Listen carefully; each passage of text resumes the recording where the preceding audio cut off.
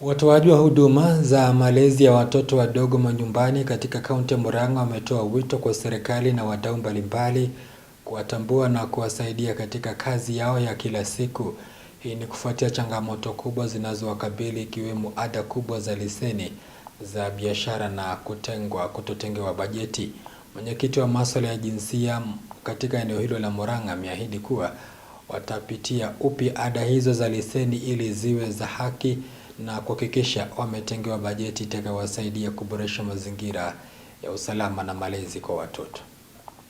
Tunataka kukonsidiwa na hii mambo ya licensing.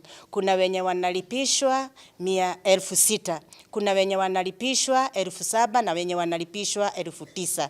Saa hiyo tunataka kuna uwezekano iwe iko standard, iko level moja ambayo watu wanaweza fikia. Hiyo ingine ni recognition, tuwe tunajulikana. Na huku kutambulikana, hatutaki tu kutambulikana kwa county, tunataka tu kutambulikana hata kwa community yenye imetusurround. Sababu huu chief akiulizwa mimi ni nani, anaweza peana mimi ni nani bila kutafutia. Lakini kuna places zingine unaweza enda uulizie kaa kuna kitu kaa hicho na chief aseme hajui.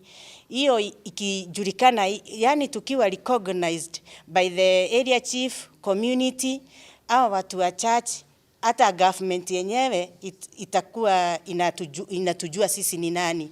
Hiyo ingine ni tuwe tumefandiwa.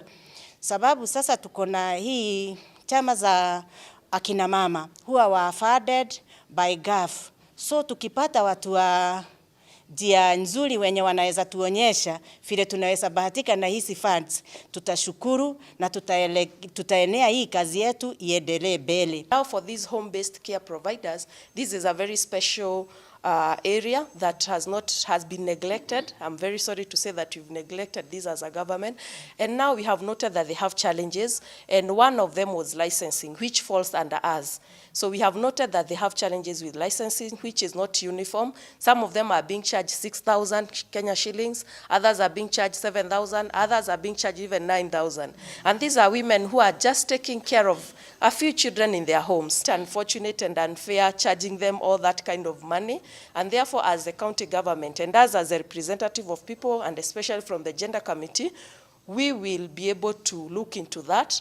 We will address it with the right department in our county government of Murang'a. We'll support about license.